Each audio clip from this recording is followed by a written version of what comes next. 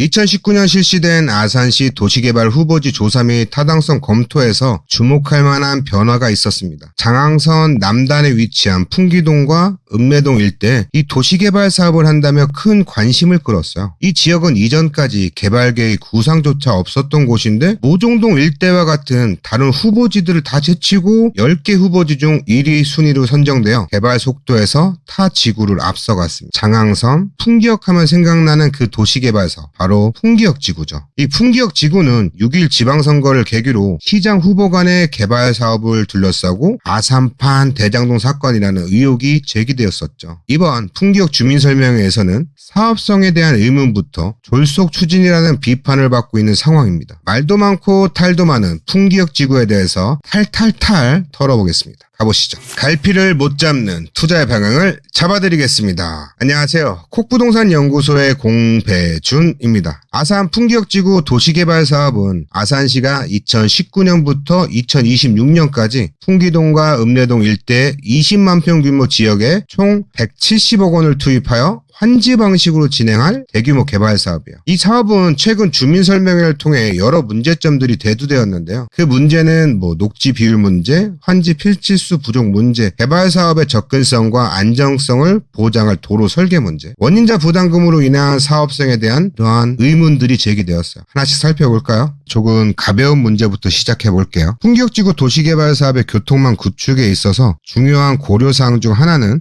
효율적이고 안전한 도로 접근성을 확보하는 겁니다. 현재 온천대로와 접속하는 주 출입구가 계획이 되어 있으며 이 이외에도 추가적인 진입로 필요성이 제기되어 남부로에 접속되는 도로를 계획했어요. 그러나 이 추가 진입되는 도로는 몇 가지 중요한 문제점을 안고 있는데요. 먼저 예정된 추가 진입로 지점의 지형은 주변 대비 약 7m의 단차를 보이고 있어요. 이 단차를 극복하고 도로를 만들려면 상당한 토목 작업이 필요하겠죠. 이는 공사 비용과 시간 측면에서 추가적인 부담을 의미합니다. 이러한 토목 작업의 기술이 가능하더라도 이 지점의 도로 설계는 더 많은 주의를 요구하는데요. 특히 남부로의 통행량, 가감속 차로의 배치, 그리고 도로 경사도가 약 4도 정도에 이른다는 점은 안정성과 효율성 측면에서 심각한 우려가 돼요. 이 가감속 차로와 연결되는 도로의 경사도를 고려할 때 해당 진입로에서는 시야 확보가 어렵고 내리막길이기 때문에 이는 교통사고 발생 가능성을 높일 수 있습니다. 시야 확보가 불충분하면 운전자가 도로 상황을 정확하게 인지하기 어렵잖아요. 이로 인해서 이 교차로 부분에 사고 위험성이 증가할 거라고 보고 있어요.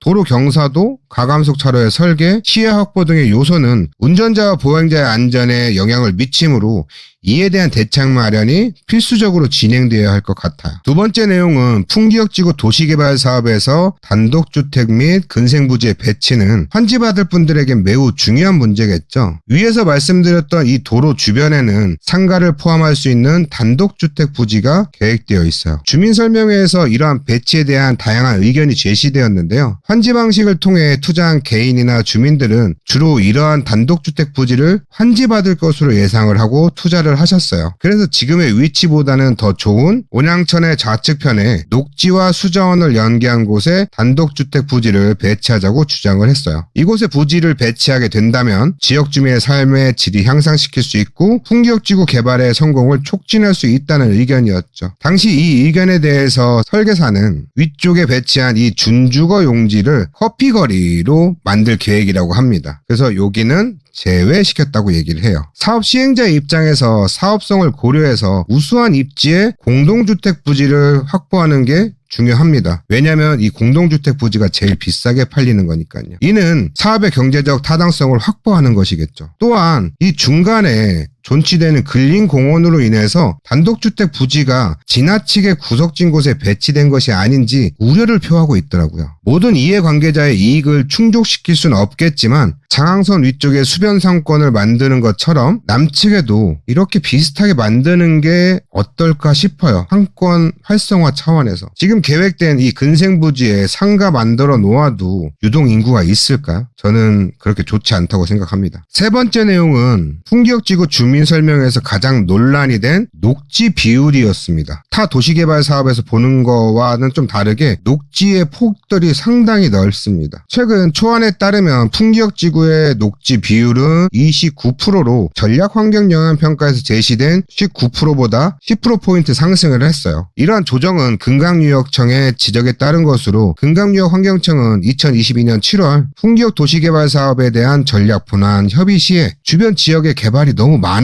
그래서 환경 부활을 고려할 때 이 풍기역지구 개발 사업을 추진하는 것은 바람직하지 않아 라는 의견을 제시했죠.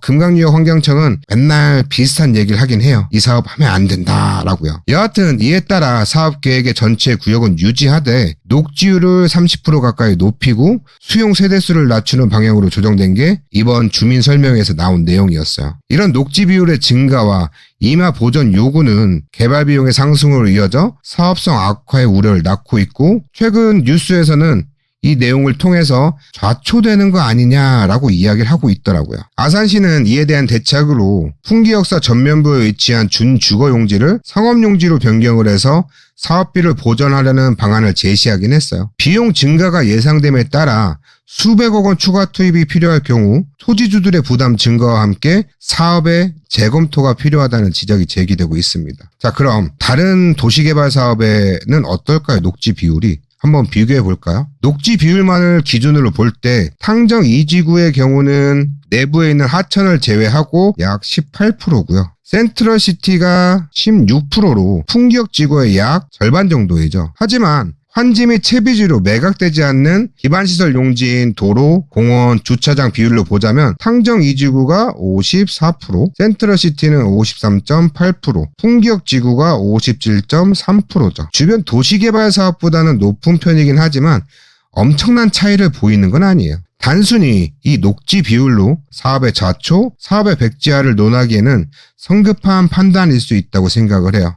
저는 지금부터 이 녹지 비율보다 더 중요한 이야기를 해볼까 합니다. 제가 말씀드리고 싶은 중요한 문제 중 그 첫 번째는 환지받을 필지가 부족해요. 풍기역지구 도시개발 사업 내부의 토지 소유자는 약 400명 정도로 추산이 됩니다. 이 중 토지 면적이 작아 환지 부지정 청산 대상자로 분류되는 소유자는 100명 미만으로 조사되었어요. 하지만 환지 방식에 따라 아파트 부지로 환지되는 집단 환지를 제외한 단독, 준주거, 상업용지 등 예상 환지 필지 수는 약 130필지밖에 되지 않는다고 해요. 이는 총 토지 소유자 중 청산 대상자를 제외한 약 300명의 소유자와 환지 신청할 것으로 예상되는 상황에서 실제로 환지할 수 있는 필지 수와의 괴리감이 드러나며 이 중 170명은 아파트 부지로 집단 환지되겠죠. 이러한 상황은 특히 1층 상가와 그 위에 원룸 부지로 환지받기를 기대하며 투자한 이들에게는 큰 우려를 나타내고 있습니다. 주민설명회에서도 몇몇 투자자들의 반응은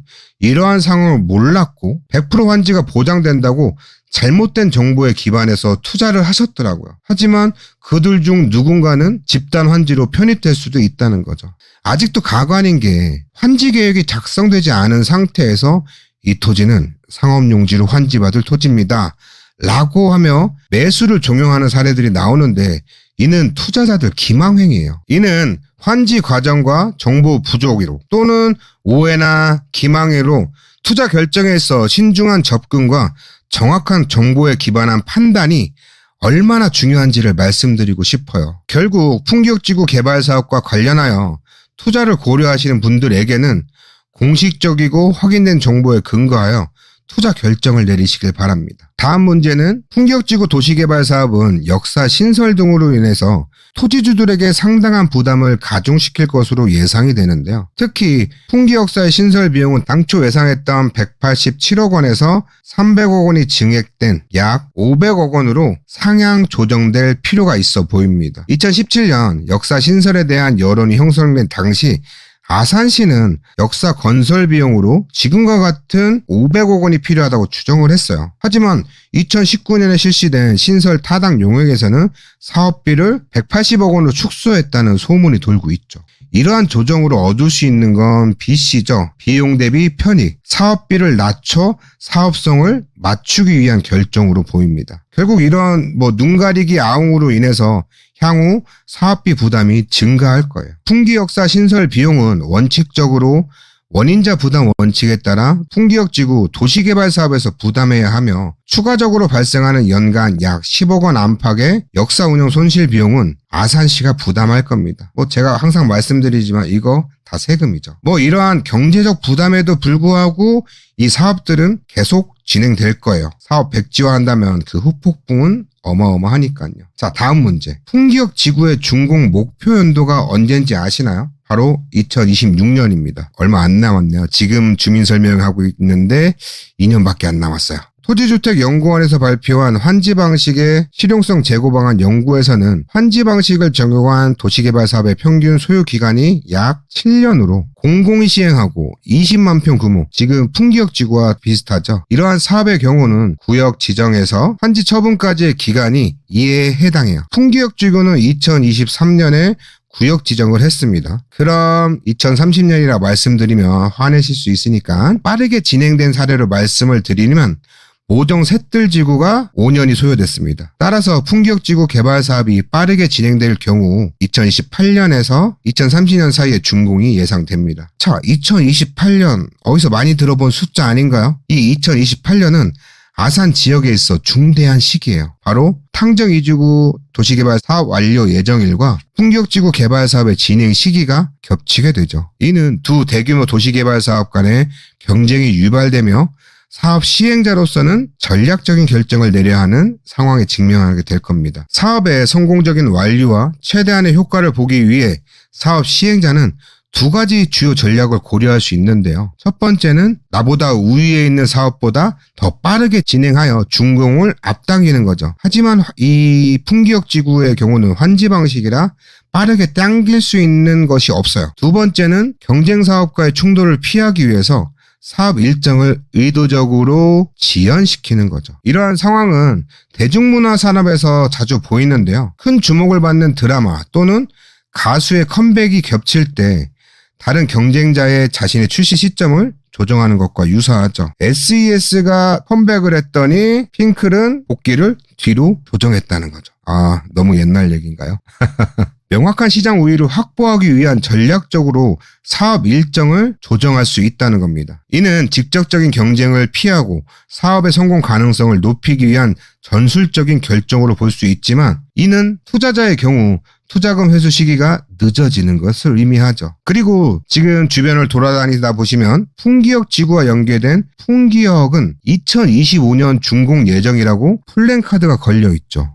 보셨나요? 풍기역 건설 사업의 진행은 풍기역의 건설 일정과 밀접하게 연관되어 있어요. 독립적인 역사 건설이 아닌 주변 도시개발 사업과의 시기적 일치가 중요하죠. 이는 부성역 건설 계획에서도 볼 수 있는 바와 같이 부성 2, 3, 4, 5, 6지구 등의 주변 도시개발 사업의 준공에 맞춰 부성 역사가 건설될 예정임을 예전 영상에서 말씀드린 적이 있죠. 따라서 풍기역 역시 풍기역 지구의 개발 일정과 맞춰 2028년에서 2030년 사이에 준공될 것으로 예상이 됩니다. 투자자들이 기대하는 시기와 실제 사업의 진행 일정 사이에는 분명히 차이가 존재해요. 개발 사업의 일정, 특히 주요 인프라 건설과 연계된 개발 사업의 준공 시기는 투자자들의 예상과 현실 사이에서 차이를 보입니다. 이래서 공부가 필요한 거고요. 남의 말만 믿어서도 안 되는 거고요. 투자 전략과 기대 수익률에 이러한 내용들이 직접적 영향을 미치거든요. 투자자들은 종종 개발 사업이 신속하게 진행될 거라는 기대감을 가지고 있죠. 하지만 실제로는 다양한 요인으로 인해 사업의 진행이 지연될 수 있다는 것을 아셔야 해요. 모든 사업은 빨리 끝나는 것처럼 이야기하지만 빨리 끝나는 건 둘째 치고 사업 기간 안에 끝낸 사업도 손에 꼽습니다. 따라서 투자자들은 사업의 기간과 관련된 모든 정보를 면밀히 검토하고 가능한 사업 지연 가능성을 사전에 예측하여 포함하는 것이 중요합니다. 이는 투자의 출구 전략을 수립하는 데 있어서 필수적인 과정이거든요. 마무리해볼까요? 풍기역지구 도시개발 사업의 주민 설명회에서 나온 다양한 논란에도 불구하고 뉴스에서 나온 이야기처럼 완전한 무산, 백지화 이런 것보다는 사업의 지연 가능성이 더 크게 예상됩니다.